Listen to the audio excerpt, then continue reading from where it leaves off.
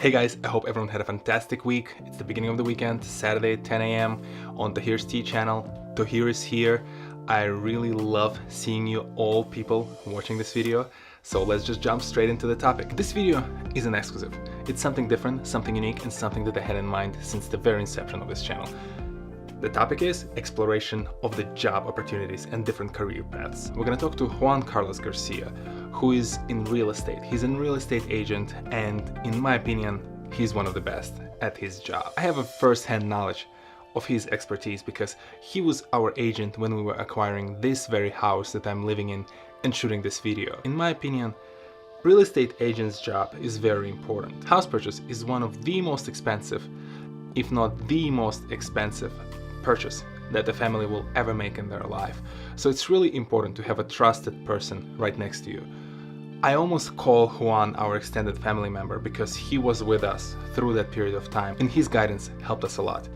The downside of this profession is that it's riddled with different kind of misconceptions, and it's riddled with different kind of people who are not good at what they're doing, and they're creating a bad image for the industry as a whole. I really wanted to touch on this topic, and I really wanted to talk to him about his experience, what he did, how he achieved it, and how can we share the message out there that real estate career is very important and it can actually bring a lot of great value to people around us. So without further ado, let's just jump straight into our discussion with Juan. My name is Juan Garcia. I came to the United States in the late 80s, actually in 1987, January 15th. I will never forget that date. I started in the real estate business in August of the same year.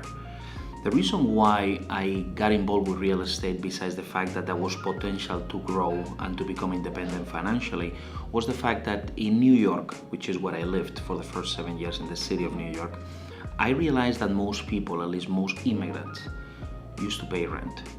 Ownership of houses was kind of a handicap. It was kind of a big challenge for most people, and that caught my attention.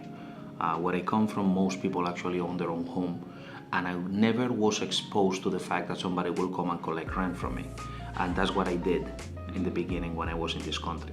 And how was it to start?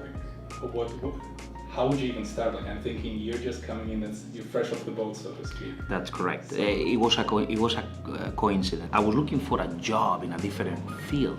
I was looking for a job in like cleaning and all that because they paid $10 an hour and I was making $4 an hour as a security guard in Radio City Music Hall.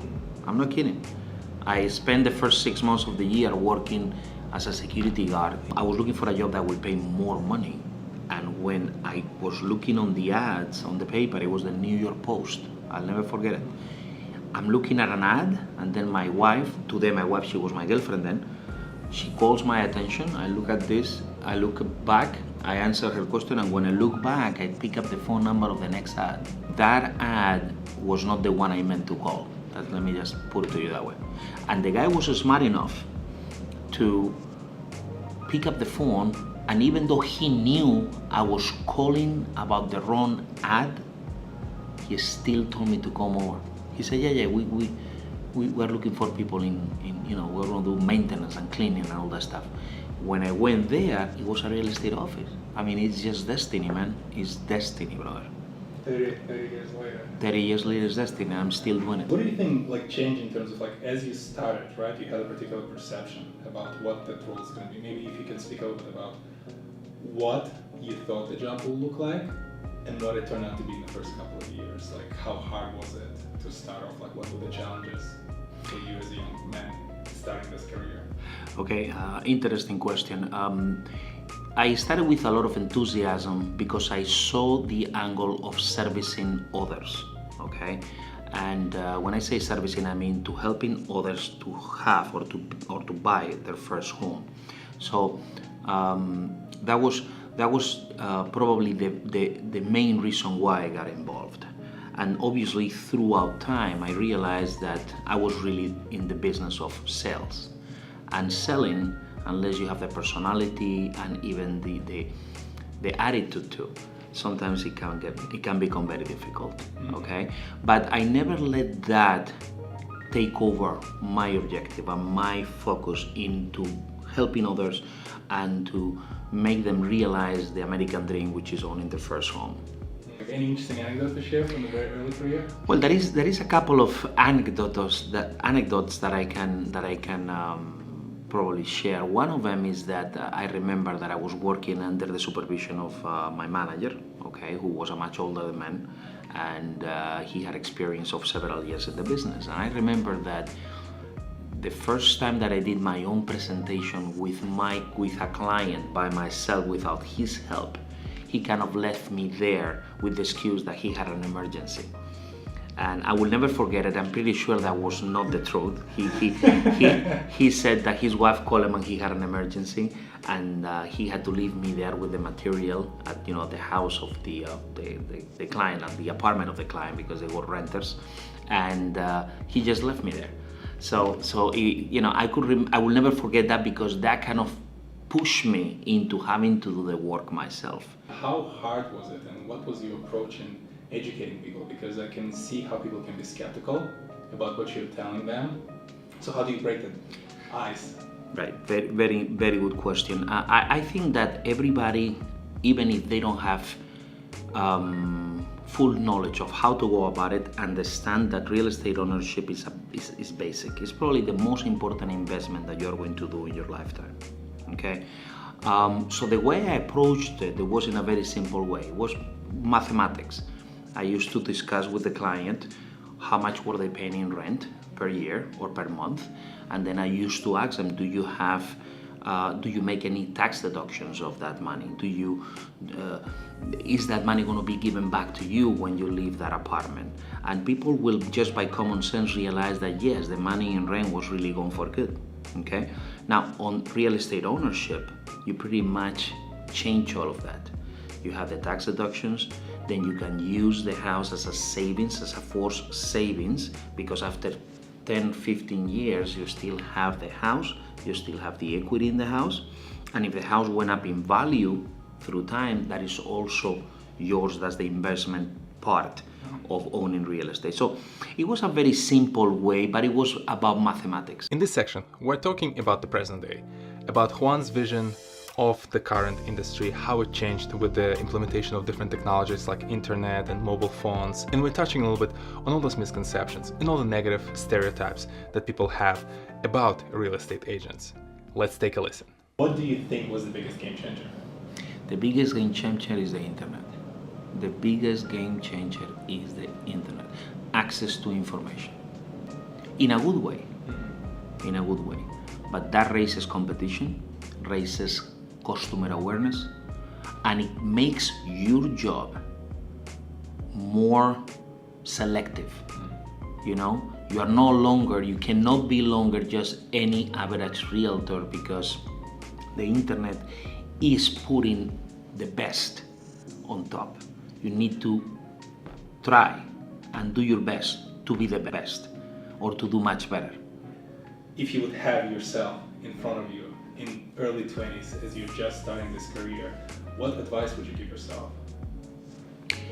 Very good question. The advice that I will give to myself will be to just follow the process, believe in yourself, be persistent, and embrace technology and change. I think that those are the basic rules that have made me successful through time. There is many people in my age bracket that are realtors, and because they don't embrace technology, they don't embrace the new way of marketing, which is social media, etc., they fall behind. They fall behind. And I think that the most important thing that you can always have present in your life is change. Change is a fact, it's a constant, and the sooner you adapt to that, the faster and the better you are going to become successful. Interesting. And let me then piggyback on a couple of things that you said about embracing the technology and thinking about today's approach. One of the interesting common notions that I saw when I was researching kind of like what people are talking about when they speak about real estate, and I think one of the most likely confusions about the career is the fact that real estate doesn't require skills. As long as you're good with people, you're gonna do fine. What would you say to those people who say this? Totally wrong. It requires not only skills, but requires a mindset, that is not easy to get to. Okay, that's why not everybody is a good real estate agent. As a matter of fact, most real estate agents are not successful. Okay, I would say that about 7% of the real estate agents are the ones that are making 90% of the money. So you got most realtors that don't really make much money because it is precisely that, not skills, not good with people or barely good with people, and they don't care to learn and to put themselves into the learning, the constant learning habit, because that's what it requires to be good at what you do. You said there was a particular process that you would advise yourself to follow. The other thing that I saw online, a lot of people are saying, oh, real estate is amazing because I can work whenever I want to, I can be on my own time, and it's a very easy and nice job to do. So now, speaking of the process, sounds like they're probably wrong about it. So Totally wrong. Actually, you have to be very disciplined. The reason why people say that is because when you are an independent contractor, which is what basically a real estate agent is, and you don't have anybody telling you what to do at all times, then it's really up to you to get into the discipline, self-discipline, to put those obligations, those tasks in front of you. And one of the things that I also can say that make me successful is that I put those processes, those tasks, those obligations into my mind, and I just follow through with them. Okay, and I don't need anybody to tell me do this, do that. I just do it myself because I know that's what I need to do, and I know that is going to take me to the next level in my process of successful real estate career. Can you maybe give us like a 2-minute rundown what your day looks like? Very interesting. I wake up around 7:15. I do through a meditational and personal development process in the morning, but that's something that I do, has nothing to do with real estate. It has to do with me and my mental attitude and state. Right after that, I get into the computer, check my emails in the morning. There is always things that come in at last minute. There is always documentations that need to be done. So I would say that I spend probably about an hour to 2 hours every morning, somewhere between 8:30 and 9:30 or 10, dealing with administrative work. After that, I either do call sessions, because I do have a system that I use that sends me all the expires and all the FISBOs that came into the market or out of the market the night before, make my phone calls, make my appointments if there is appointments to be made, and then I just follow through with my other lead generation systems. If I have appointments to show, obviously they normally happen after 12, okay? Sometimes I have days that are fully busy until like 8 o'clock at night. Sometimes it's less. So I kind of adapt and I adjust based on every day. But every day is kind of a new challenge for me. In this final section of our video, Juan will touch on the future. I really wanted to hear his vision of how this industry will change going forward. And I really wanted to hear, where does he think his place is now that he's been through the industry for the last 30 years. Let's just hand over the mic to the star of this video. What do you think the future holds for you? What are your plans? What are you thinking about? What kind of keeps you up at night besides busy home buyers who are trying to find you to get out of the house? Very interesting. Obviously, after 30 years, I'm no longer 20. That's clear. I think that I'm at a point in my career and in my life and in my mind in which I want to kind of leave a legacy. So it's not so much the money I can make, because I've done it before and I'm still doing it. It has to do with what am I going to leave behind after I'm retired or after I'm dead. And legacy is probably what is keeping me up at night at this point. And one of the things that I'm doing, or the changes that I'm making, is I'm starting to work with new trainees, young trainees that have not been poisoned by other companies and other real estate agents and things like that. So I'm looking to hire young guys who want to succeed in real estate, but they don't have any prejudge or predisposition to it.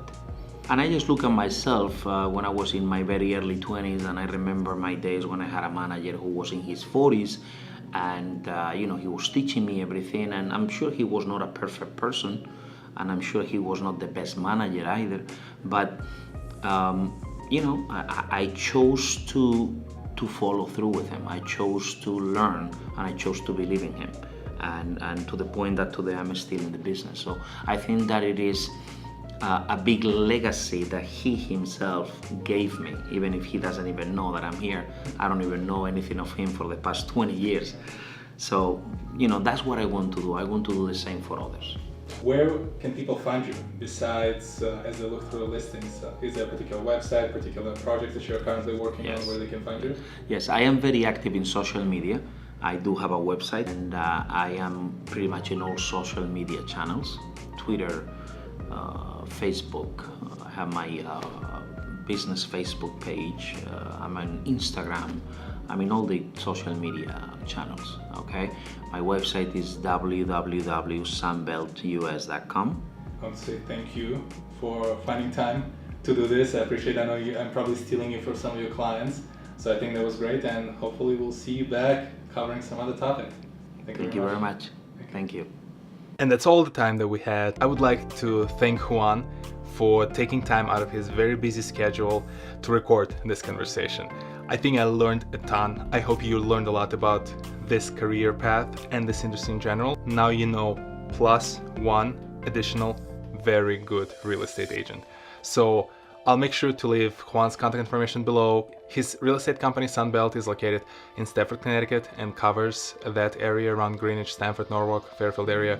You're gonna see it all on his website, sunbeltus.com. Next Saturday at 10 a.m. we will be back on this channel with the part 2 of this video, where I'm talking to 2 students who are currently under Juan's mentorship and who had a lot of interesting information to share about how they are starting off in this industry in their early 20s. And as always, you know what to do. Don't forget to like and share this video with your friends. Share it with those friends who are on the market for the new house or who are maybe real estate agents. I'm very curious to hear their opinion on the matter and whether they think I actually did justice to their profession. Don't forget to go say hi to Juan. His information is below. If you're already a subscriber, thank you very much for coming back. If you're new to this channel, don't forget to subscribe. There's a lot of already interesting content on this channel, and there's a lot more coming up in the pipeline. Thank you very much, and I'll see you next Saturday. Peace!